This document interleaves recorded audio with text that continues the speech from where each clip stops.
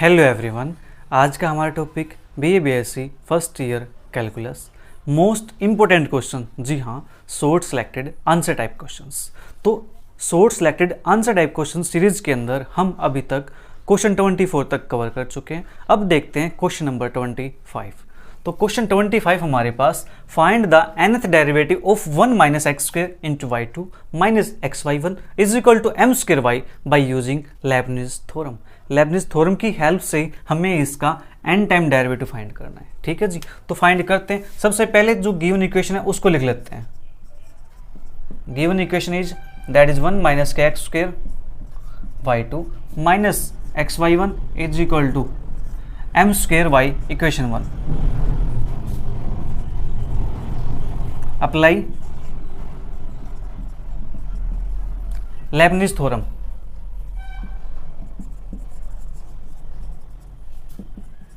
On equation 1,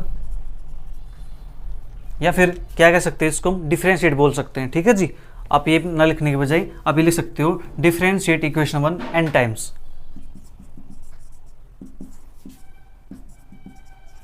n times using Leibniz theorem.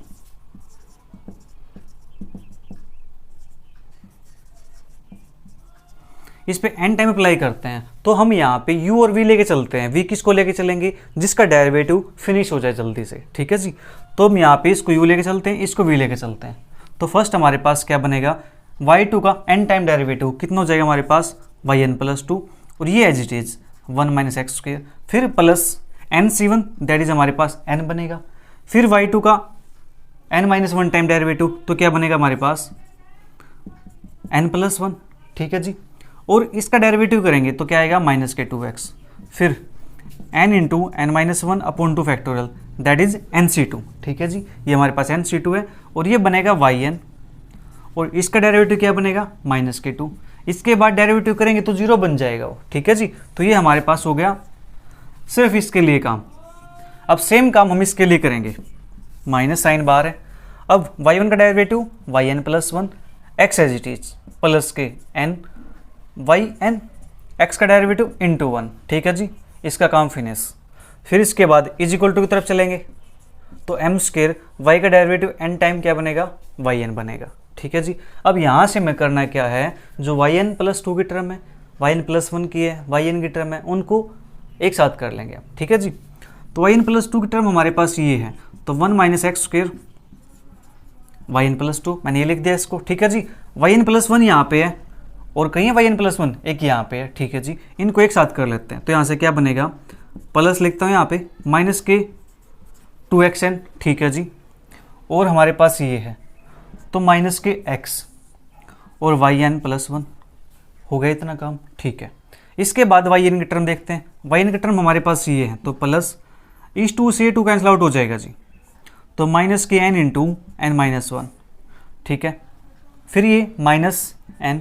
ठीक है, और ये भी हमारे पास आ जाएगा minus k m square yn is equal to 0। तो ये हमारे पास 1 माइनस एक्स स्क्र, ये तो as it is yn plus 2। इसको थोड़ा सिंप्लीफाई कर लें, यहाँ से x दिख रहा है मुझे कॉमन। ठीक है, minus 2x minus x sorry, तो माइनस एक्स बाहर निकाल दिया, अंदर बचेगा हमारे पास 2n प्लस 1 yn प्लस 1। ठीक है जी, ओके। और यहाँ से इसको सोल्व करते हैं तो माइनस के n square minus minus plus n minus m square yn is equal to 0। तो 1 माइनस के x square yn plus 2 minus के x 2n plus 1 yn plus 1, और ये हमारे पास plus n minus n cancel out हो गया, ये बचा तो माइनस बाहर निकाल दो, तो n square plus k m square yn is equal to 0। ठीक है जी, ये हमारा क्या हो गया, इसका रिक्वायर्ड आंसर हो गया। जल्दी से इसको नोट कीजिए, फिर नेक्स्ट क्वेश्चन करते हैं।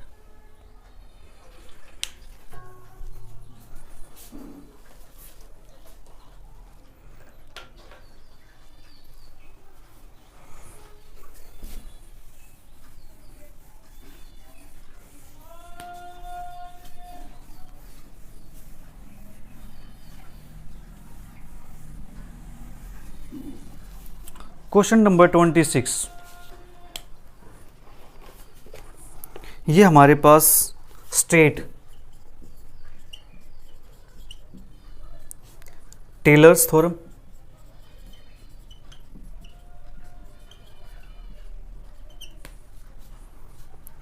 with Lagrange's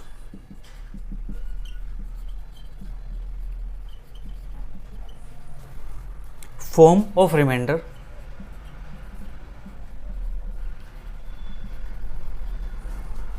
after n term। इसकी हमें स्टेटमेंट देनी है जी, ठीक है। तो स्टेटमेंट देनी है, तो स्टेटमेंट तो हम देख के भी लिख सकते हैं बुक के अंदर से, स्टेटमेंट ही तो है। तो इसकी स्टेटमेंट हमारे पास लिखे जल्दी से। If a function f x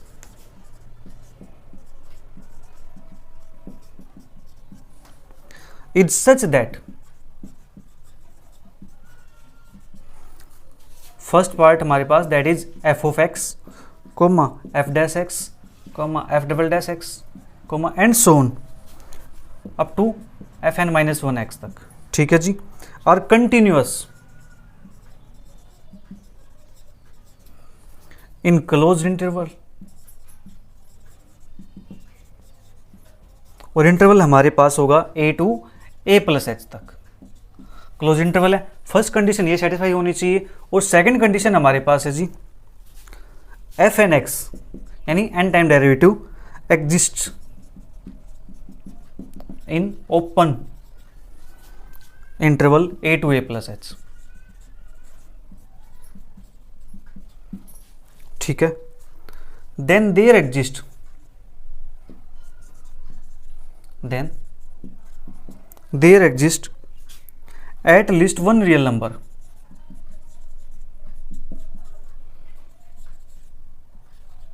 eight least one real number theta. एक थीटा एग्जिस्ट करेगा कि such that 0 less than theta less than 1,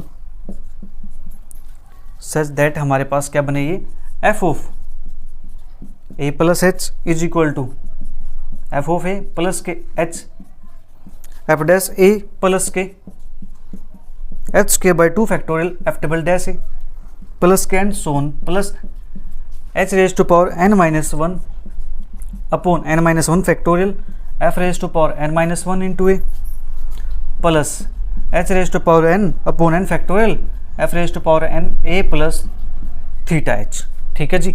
ये हमारे पास क्या इसकी स्टेटमेंट हो जाती है। जल्दी से नोट कीजिए, फिर नेक्स्ट क्वेश्चन करते हैं।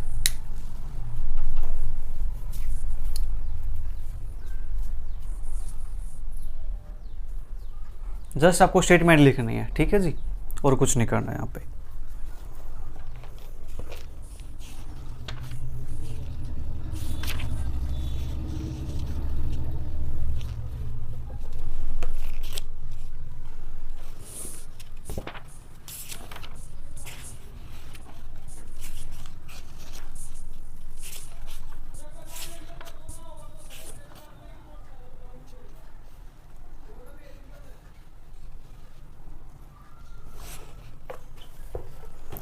इसके बाद next question,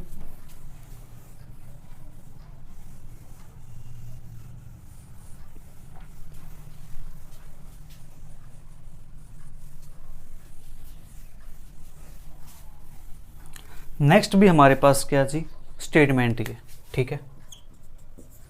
state Taylor's theorem with Cauchy, ठीक है, फॉर्म ऑफ रिमाइंडर। तो इसके अंदर भी हमारे पास क्या लिखनी है, हमें स्टेटमेंट लिखनी है, ठीक है जी। ये स्टेटमेंट भी बिल्कुल सेम ऐसे ही है। If a function f of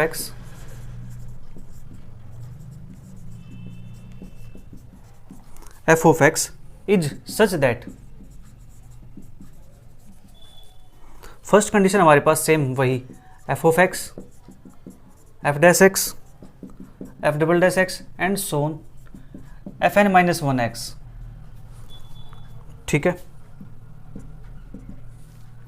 are all continuous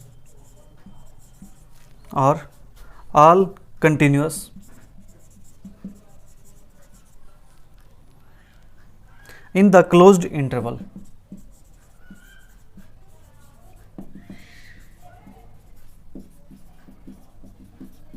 A to a plus h. Second हमारे पास f n x exist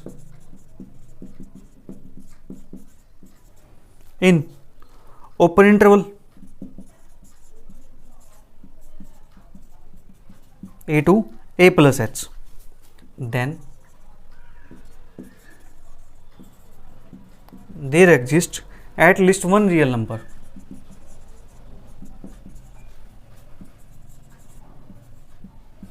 theta. वो थीटा कहाँ लाई करता है, 0 less than theta less than 1, such that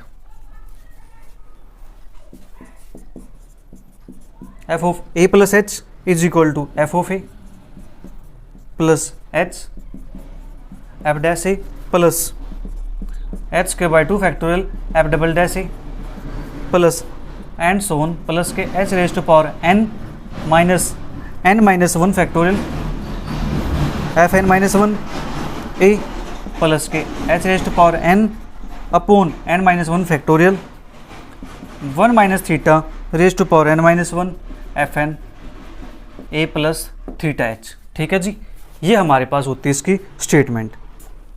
बिल्कुल आसान है, बिल्कुल सेम स्टेटमेंट है जैसे हमने पीछे की अभी, उस वैसी स्टेटमेंट बिल्कुल सेम है, बस चेंज कहाँ पे जी, चेंज यहाँ पे आया हुआ है इस पार्ट के अंदर। ठीक है, जल्दी से नोट कीजिए इसको। चैप्टर 3 के अंदर हम इसका प्रूफ कंप्लीट कर चुके हैं, हमने फर्स्ट का भी सेकंड का भी दोनों का प्रूफ किया हुआ है। इसका बाद हमारे पास next question 28।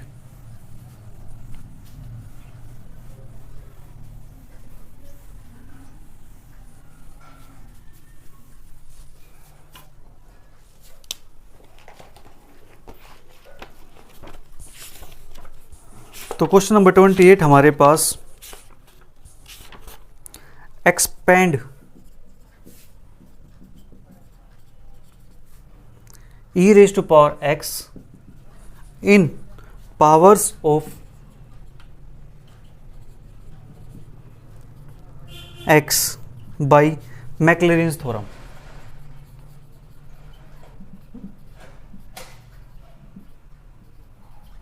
By Maclaurin's theorem. e की पावर x को हमें एक्सपेंड करना है, किसकी फॉर्म में, x की पावर की फॉर्म में।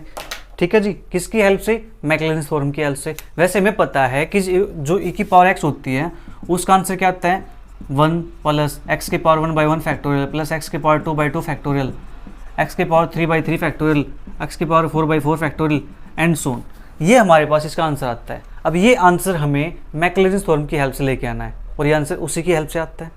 ठीक है जी, तो लेके आते हैं इसको। तो सबसे पहला काम क्या करेंगे, let f of x is equal to e raise to power x. ठीक है जी, एफ डैश एक्स निकालेंगे इसका तो वो हमारे पास क्या आ जाएगा, e raise to power f. F double dash x निकालेंगे इसका, e raise to power x. Third time निकालेंगे इसका, e raise to power x. ठीक है जी, ओके। अब निकालते हैं इसका एफ ऑफ 0, वो हमारे पास क्या बनेगा, ए की पावर 0 1, एफ डैश 0 ये भी 1, एफ डबल डैश 0 ये भी 1, एफ ट्रिपल डैश 0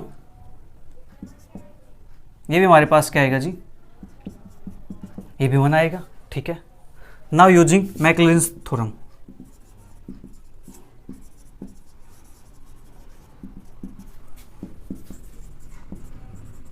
मैक्लॉरिन्स थ्योरम हमारे पास क्या बनती है, f of x is equal to f of 0 plus के एक्स एफ डैश 0 प्लस के x square by 2 factorial f double dash 0 plus के x cube by 3 factorial f third time derivative 0 plus के and so on. ठीक है जी, f of x की value क्या है, ए की पावर एक्स है। एफ ऑफ 0 की वैल्यू क्या है, 1 के इक्वल है प्लस के एक्स। एफ डैश 0 की वैल्यू क्या है, 1 के इक्वल से बी की वैल्यू। तो ये हमारे पास क्या बनेगा, एंड सो। ठीक है जी, हो गया अपना क्वेश्चन खत्म। मैक्लॉरिन्स सीरीज की हेल्प से हमने क्या कर दिया कि पावर एक्स को एक्स की पावर में एक्सपेंड कर दिया। ठीक है जी, जल्दी से नोट कीजिए इसको।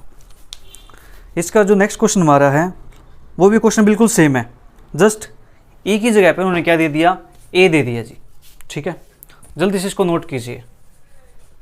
उन्होंने e की पावर x की जगह पे a की पावर x दे दिया। क्वेश्चन हमारे पास 29 हो जाएगा। ठीक है, तो इसको भी सेम करते हैं ऐसे ही। ठीक है जी, करते हैं। तो मैं यहां से इसको चेंज कर देता हूं। तो ये हमारे पास देखो क्या बनेगा। अब 29 क्वेश्चन कर रहे हैं हम सोल्व। हमारे पास क्या है, a की पावर x, और a की पावर x का डेरिवेटिव क्या होता है, a की power x into log a की power x into log a का स्क्वायर हो जाएगा, क्योंकि यहां से फिर से log a आएगा। फिर a की पावर x log a की क्यूब हो जाएगी। ठीक है जी, अब हमें क्या करना है, x के प्लेस पे 0 पुट करना है। ठीक है, तो यहाँ से हमारे पास क्या बनेगा, x के प्लेस पे 0 पुट करेंगे तो 1 आएगा, यहाँ पुट करेंगे तो 1 इंटू log a, यहाँ पुट करेंगे तो 1 इंटू log a का स्क्वायर, यहाँ पुट करेंगे तो 1 इंटू log a की पावर 3। ठीक है जी, ये हमारे पास हो जाएगा। अब हमें क्या करना है, यूजिंग मैक्लेरिन्स थ्योरम, तो f ऑफ x की वैल्यू हमारे पास क्या हो जाएगी, a की पावर x। ठीक है जी, f0 की वैल्यू क्या है, 1 के इक्वल है। f'0 की वैल्यू क्या है, log a है, तो यहाँ पे log a आ जाएगा। ठीक है, f'2 की वैल्यू क्या है, log a का स्क्वायर, तो यहाँ पे log a का स्क्वायर हो जाएगा, और यहाँ पे हमारे पास log a की क्यूब हो जाएगी, एंड सो।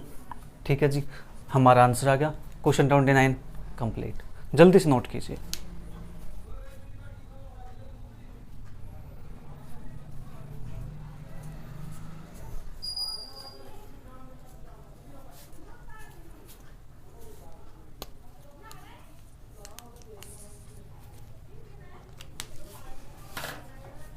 इसके बाद नेक्स्ट हमारे पास question 30।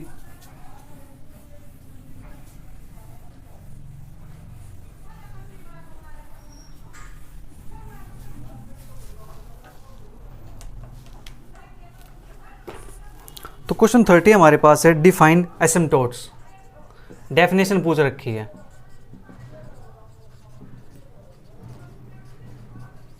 Define एसिम्पटोट्स with example,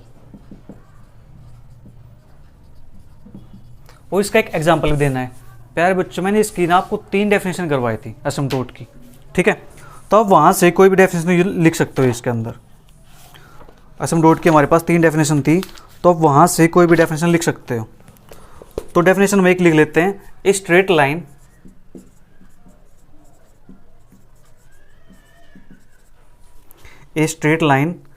eight a finite distance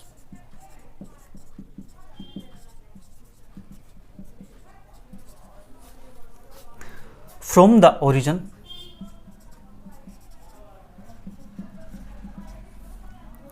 is said to be an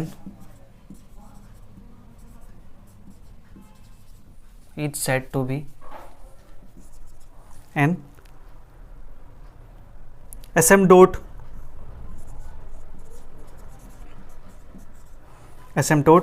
to an infinite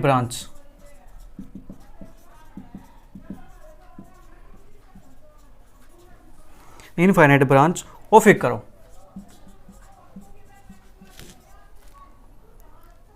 if the perpendicular distance,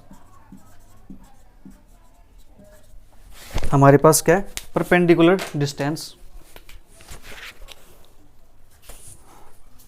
of a point P on that branch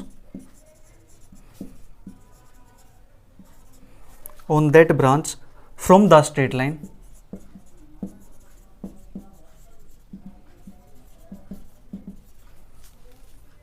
tends to 0 as P tends to infinity along the branch।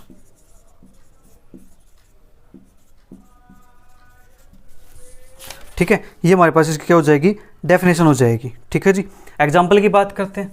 Example हमारे पास क्या है, coordinate axis,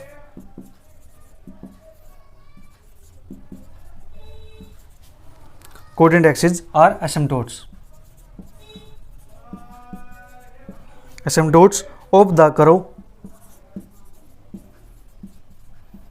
y is equal to 1/x। ठीक है जी, ये हमारे पास है। इसका फिगर बनाना चाहिए तो फिगर दिखा सकते हो आप यहाँ पे इस टाइप से, तो ये हमारे पास इसका एसिम्पटोट बन जाएगा।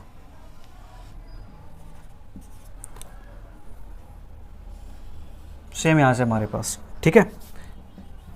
और असम डॉट आपको मैंने बताए थे कि असम डॉट क्या होते हैं, ये इसको टेंड करते हुए दिखेंगे बट इसको टच नहीं कर पाएंगे, ठीक है। क्या जाएंगे, बिल्कुल इसके पैरेलल चलते जाएंगे, बिल्कुल इसके पॉइंट तक पास पहुंच जाएंगे। जैसे हमारे पास लिमिट होती है ना, जैसे लिमिट हमारे पास नेबरहुड होता है कोई पॉइंट ए, इस पे फंक्शन डिफाइन होता है, तो हम लेफ्ट हैंड से लिमिट से चलते हैं तो वो लिमिट क्या होती है, इसके बिल्कुल पास पहुंच जाती है, बिल्कुल पास। यहाँ से भी इसके बिल्कुल पास पहुंच जाते हैं, इसको टेंड कर जाते हैं, बिल्कुल करीब आ जाती है उसके, बट उसको टच नहीं करते वो, ठीक है। तो सेम यहाँ पे होता है हमारे पास। जल्दी से नोट कीजिए डेफिनेशन को, फिर क्वेश्चन करते हैं।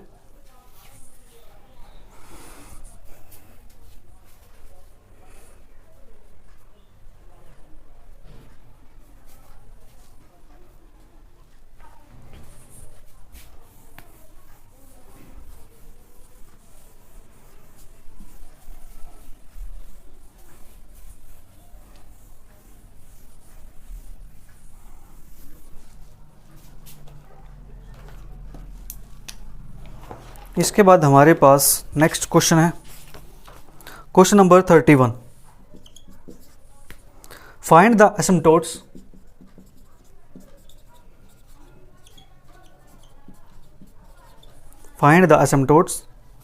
पैरेलल टू द कोऑर्डिनेट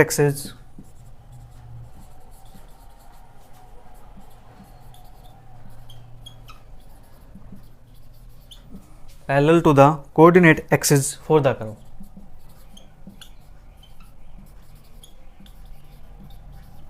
हमें क्या निकालने करो, हमारे पास दे रखा है x square y square minus a square x square plus y square minus a cube x plus y plus a 4 is equal to 0, ठीक है जी। हमें क्या निकालने हैं, इसके एसिम्पटोट निकालने हैं parallel to the coordinate axis, जो कोऑर्डिनेट एक्सिस के पैरेलल होंगे, ठीक है जी। तो एसिम्पटोट निकालने के लिए इसकी चेक करो हाईएस्ट पावर कितनी है, और जो एसिम्पटोट हमारे पास इक्वेशन दे रखी है ये हमारे पास कितनी डिग्री की है। तो हमारे पास बात करें तो डिग्री इसकी 2 और 2 4 है, हाईएस्ट डिग्री कितनी इसकी 4 है, ठीक है। लेकिन x की पावर 4 की कोई टर्म है यहाँ पे, नहीं है। क्या y की पावर 4 की कोई टर्म है यहाँ पे, नहीं है, ये भी नहीं है हमारे पास, ठीक है। तो बोथ लिख देते हैं यहाँ पे,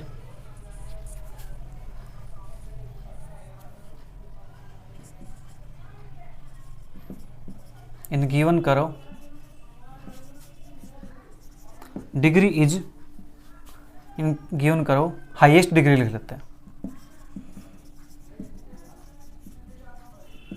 इज 4 बट बोथ x की पावर 4 एंड x की power 3 are absent, but both terms of, ठीक है। अब ये लिख देना है यहाँ पे, in given curve highest degree is 4 but both terms of x की पावर 4 एंड x की power 3 are absent, therefore coefficient of x square is equal to 0। तो अब एक्स स्क्वायर की बात करेंगे तो एक्स स्क्वायर का कोफिशिएंट हमारे पास क्या बनेगा जी, ये बनेगा वाई स्क्वायर, ठीक है। यहाँ से क्या बनेगा माइनस का ए स्क्वायर, और कोई है नहीं है 0 के इक्वल, तो यहाँ से y square is equal to a square आ जाएगा, तो वाई इज इक्वल टू हमारे पास क्या आ जाएगा प्लस माइनस ए, ठीक है। तो एक एसिम्पटोट हमारे पास ये आ गया parallel to the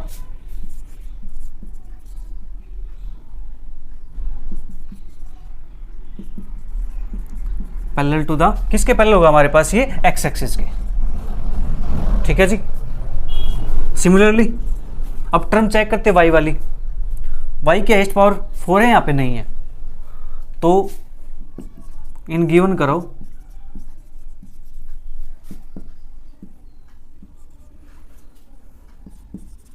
both y की पावर 4 एंड y की power 3 terms are absent,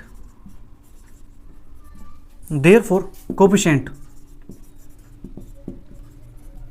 of y square is, या y square is equal to 0, ठीक है। y स्क्वायर कोफिशिएंट चेक करते हैं तो हमारे पास क्या बनता है x square, y square coefficient यहाँ पे है तो बाहर क्या माइनस ए स्क्वायर है, ठीक है जी, कोई और है नहीं है, इज इक्वल टू 0। तो यहाँ से x square is equal to a square, तो यहाँ से x is equal to plus minus k a, ठीक है। Asymptote parallel to y axis. ये हमारे पास क्या जी, वाई एक्सिस के पैरेलल आ जाता है एसिम्प्टोट। बस इतना सा काम करना था, हो गया क्वेश्चन फिनिश। जल्दी से नोट कीजिए इसको।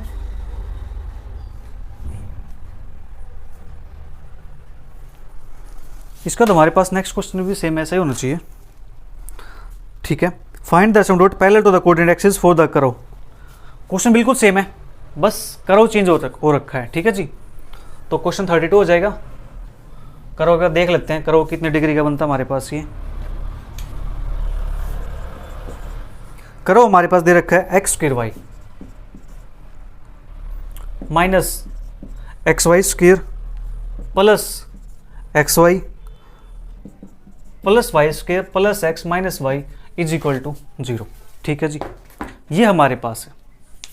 तो इस कर्व के अंदर हमारे पास जो हाईएस्ट डिग्री है वो कितनी है, 2 1 3 1 2 3 1 2 2 1 1। तो हाईएस्ट डिग्री कितनी है हमारे पास, 3 हो गई, ठीक है जी। तो हाईएस्ट डिग्री हमारे पास आती है यहाँ पे 3। क्या एक्स क्यूब की टर्म है यहाँ पे हमारे पास, नहीं है, but term of x cube are absent, ठीक है जी। तो therefore coefficient of x square क्या होगा, 0 के इक्वल। एक्स स्क्वायर का कोएफिशिएंट हमारे पास क्या है यहाँ पे, वो लिखते हैं क्या जी, एक्स का कोएफिशिएंट वाई है, यहाँ पे कहीं और नहीं है, इसको क्या लिख दो, 0 के इक्वल, ठीक है। तो ये हमारे पास क्या बन जाए, मैं इसको यहाँ लिख देता हूँ y इज इक्वल टू 0। तो एसिम्प्टोट क्या हो गया, parallel to x axis. Same इसी प्रकार से गिवन कर्व के अंदर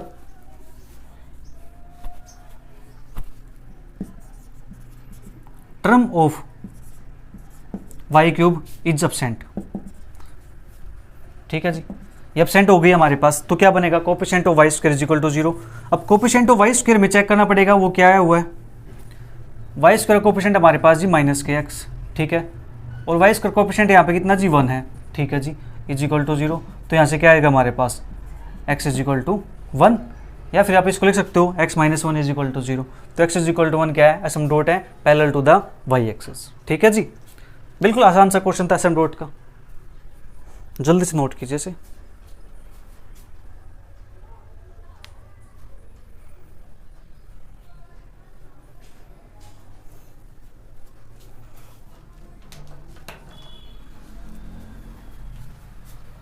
इसके बाद next question, question number 33।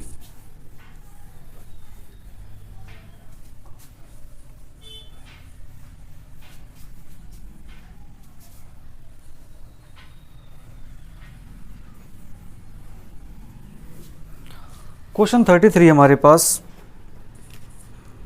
Define radius of curvature.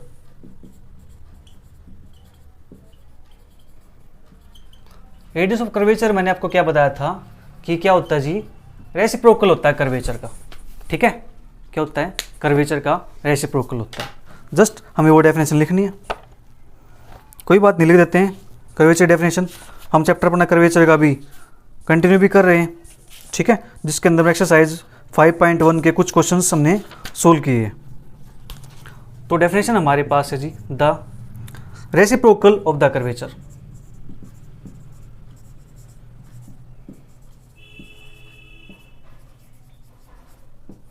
The reciprocal of the curvature at any point P of the curve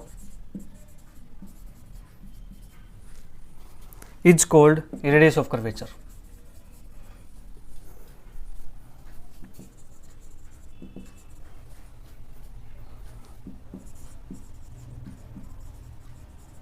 Is called radius of curvature and is denoted by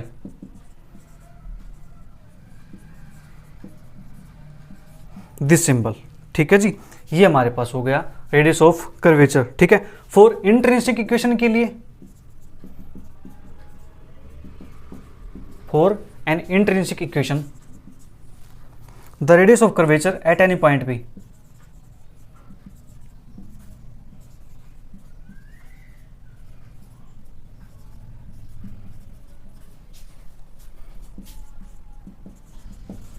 eight any point P is given by, वो क्या होता है हमारे पास, rho is equal to ds upon d psi, ठीक है जी, ये हुई हमारे पास रेडियस ऑफ कर्वेचर की डेफिनेशन।